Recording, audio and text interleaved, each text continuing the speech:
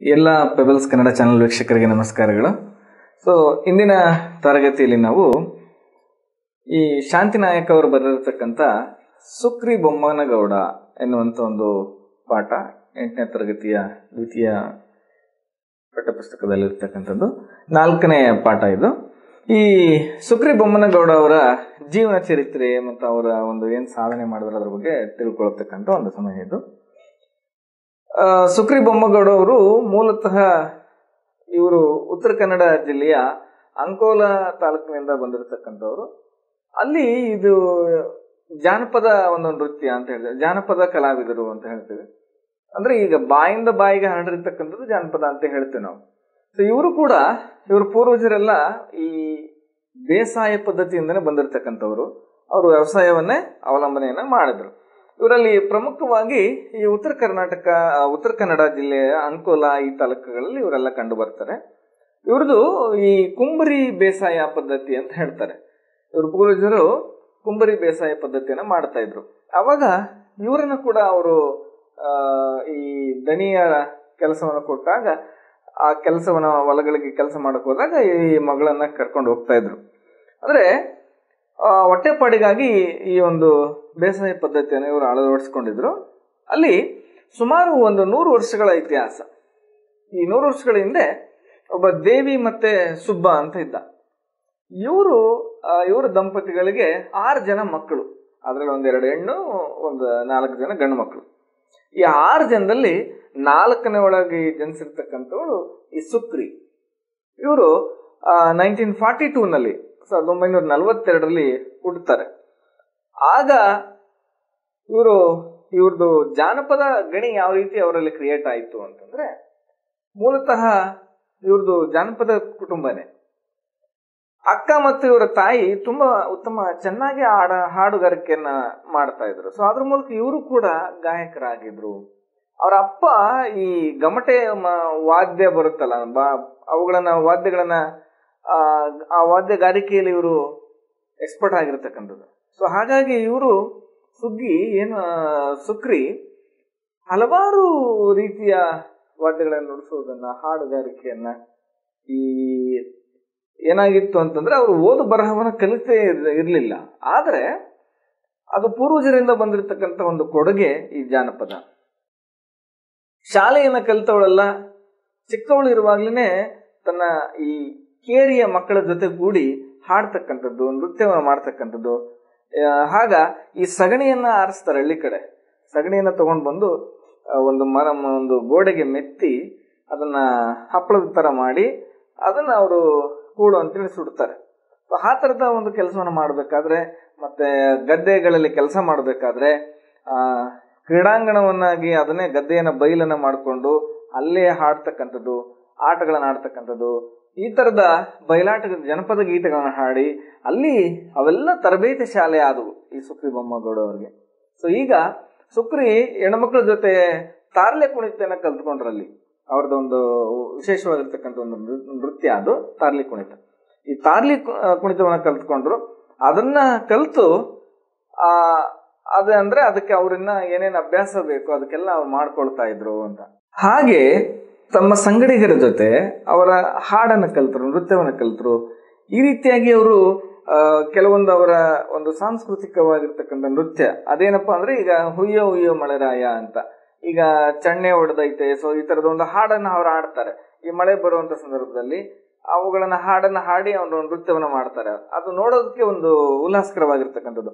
ಇಂಥ ಹಾಡುಗಳನ್ನ ಈ ಕಾಡಿನ ಜೀವಿಗಳೊಂದಿಗೆ ಆ ಹಾಲಕ್ಕಿ ಜನಾಂಗದವರು, ಈ ಒಕ್ಕಲ ಒಂದು ಹಳೆಯ ಸಂಬಂಧಕ್ಕೆ ಸಂಬಂಧಿರ್ತಕ್ಕಂಥ ಒಂದು ಸಾಕ್ಷಿ ಏನಪ್ಪಾ ಅಂದ್ರೆ ಇದು ಒಕ್ಕಲ್ತನದವರು ಈ ಒಕ್ಕಲ ಸಂದರ್ಭದಲ್ಲಿ ಹಾಡ್ತಕ್ಕಂಥದ್ದು.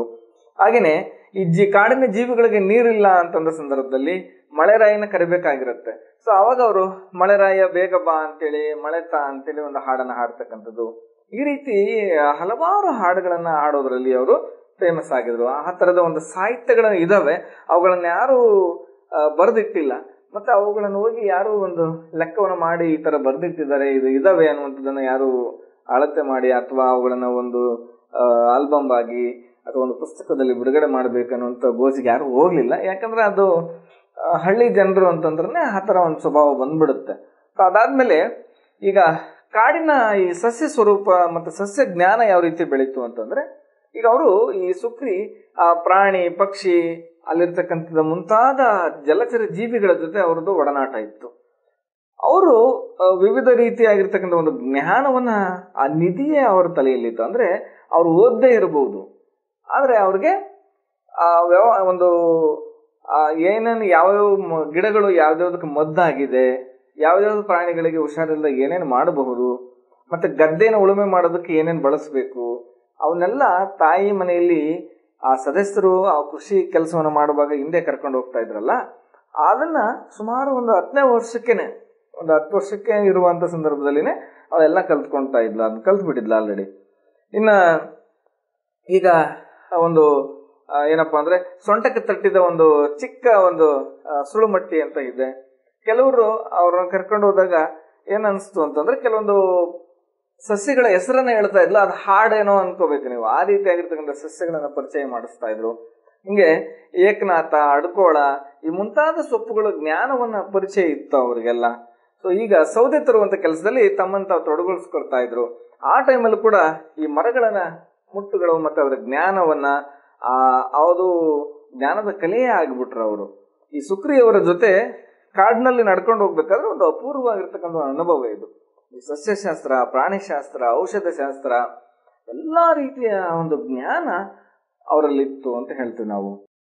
ಇನ್ನ ಸುಕ್ರಿಯವರಿಗೆ ಈ ಮೂಲವ್ಯಾಧಿ ಅಂದ ಸಂದರ್ಭದಲ್ಲಿ ಮತ್ತೆ ಭ್ರೂಣ ಹತ್ಯೆ, ಭ್ರೂಣ ಆಗಿರತಕ್ಕಂಥದ್ದು, ಸೊ ಈಗ ಹೆಣ್ಮಕ್ಳಿಗೆ ಮುಟ್ಟಾಗಿಲ್ಲ, ಸೊ ಈ ತರದ ಯಾವ್ದಾವ್ದು ಕಾಯಿಲೆಗಳಿತ್ತು, ಆ ಎಲ್ಲಾ ಕಾಯಿಲೆಗಳಿಗೆ ಔಷಧಿಯನ್ನ ಅವರೇ ತಯಾರು ಮಾಡ್ತಕ್ಕಂಥದ್ದು. ಸೊ ಅವರೇ ಅಲ್ಲಿ ಔಷಧಿಯನ್ನ ರೆಡಿ ಮಾಡ್ತಾ ಇದ್ರು. ಅಷ್ಟು ಆ ಗಿಡಮೂಲಿಕೆಗಳ ಒಂದು ಜ್ಞಾನ ಅವರಲ್ಲಿತ್ತು ಅಂತ ಹೇಳ್ತೀವಿ ನಾವು. ಆ ಎಲ್ಲದಕ್ಕೂ ಔಷಧಿಯನ್ನ ಅವ್ರು ತಯಾರು ಮಾಡ್ತಕ್ಕಂಥ ಒಂದು ಅನುಭವ ಅವರಲ್ಲಿದೆ ಅಂತ. ಇನ್ನು ಅವರು ಅದಕ್ಕಷ್ಟೇ ಸೀಮಿತವಾಗಿರ್ಲಿಲ್ಲ, ಕಾಡಿನ ಬಗ್ಗೆ ಅಷ್ಟೇ ಗೊತ್ತಿಲ್ಲ, ಕಾಡು ಜನರ ಜೊತೆ ಇದ್ದಿದ್ದು ಅಷ್ಟೇ ಅಲ್ಲ, ಅವ್ರಿಗೆ ಚಳುವಳಿಯಲ್ಲೂ ಕೂಡ ಪಾಲ್ಗೊಂಡಿದ್ರು. ಯಾವ್ದಾವ್ದು ಅಂತಂದ್ರೆ, ಈಗ ರೈತರ ಜೊತೆ ಕಾಲ್ನಡಿಗೆಯಲ್ಲಿ ಅವ್ರ ಚಳುವಳಿಗೆ ಕಾರವಾರಕ್ಕೆ ಹೋಗಿ ಆ ಚಳುವಳಿಯನ್ನು ನಡೆಸಿ ಮತ್ತೆ ವಾಪಸ್ ಬರ್ತಾ ಇದ್ರು. ಈಗ ಸಮಾಜಕ್ಕೆ ಒಳಿತಾಗ್ಬೇಕು ಅಂತೇಳಿ ಎಲ್ಲಾ ಚಳುವಳಿಗಳಲ್ಲಿ ಇವರೇ ಅಗ್ರ ಪಂಕ್ತಿಯಲ್ಲಿ ಮುಂದೆ ಇರ್ತಾ ಇದ್ರು ಅಂತ. ಈ ಕೋಟೆ ಬಾವಿ ಚಳುವಳಿ, ಬುಡಕಟ್ಟು ಚಳುವಳಿ, ಮತ್ತೆ ಜಿಲ್ಲಾ ಚಳುವಳಿ, ಸಾಕ್ಷರತಾ ಆಂದೋಲನ, ಈಗ ಮದ್ಯಪಾನ ವಿರೋಧಿ ಚಳುವಳಿ, ಹಾಗೇನೆ ಹಲವಾರು ಚಳುವಳಿಗಳಿಗೆ ಸಕ್ರಿಯವಾಗಿ ಇವರು ಪಾಲ್ಗೊಳ್ತಾ ಇದ್ರು. ಹಾಗೇನೆ ಓದು ಬರಹ ಅರಿಯದವರಾದ್ರೂ ಕೂಡ ಯಾವ್ದು ಕೆಡುಕು, ಯಾವ್ದು ಕೆಟ್ಟದ್ದು, ಯಾವ್ದು ಒಳ್ಳೆಯದು ಎಂಬುದ್ರ ಬಗ್ಗೆ ಅವರ ಸಂಪೂರ್ಣವಾಗಿರ್ತಕ್ಕಂಥ ಅರಿವಿತ್ತು ಅವರಿಗೆ. ಅವರು ಇಂತಹ ಒಂದು ಚಳುವಳಿಗಳಲ್ಲಿ ಹೋರಾಟಗಾರರಿಗೆ ಪ್ರೋತ್ಸಾಹ ಕೊಡೋದ್ರಲ್ಲಿ ಇವರು ಎತ್ತಿದ ಕೈಯಾಗಿದ್ರು. ಹಾಗೇನೆ ಇವರು ತಮ್ಮ ವೇಷಭೂಷಣವನ್ನು ಕೂಡ ಕೊರಳಲ್ಲಿ ತುಂಬಾ ಹರಳಿನಿಂದ ಮಾಡಿರ್ತಕ್ಕಂಥ ಕೆಲವು ಮಣಿಗಳಿಂದ ಮಾಡಿರ್ತಕ್ಕಂಥ ತುಂಬಾ ಸರಗಳನ್ನ ಅವರು ಹಾಕೊಳ್ತಾ ಇದ್ರು. ಅದು ಆಲಕ್ಕೆ ಒಕ್ಕಲ ಒಂದು ಗೇಟ್ ಅಂತ ಕರಿತೀವಿ, ಆ ಗೆಟ್ಗಿ ಶೈಲಿ ಅಂತ, ಆ ಶೈಲಿಯ ಒಂದು ಸೀರೆಯನ್ನು ಉಟ್ಕೊಳ್ತಾ ಇದ್ರು ಅವರು.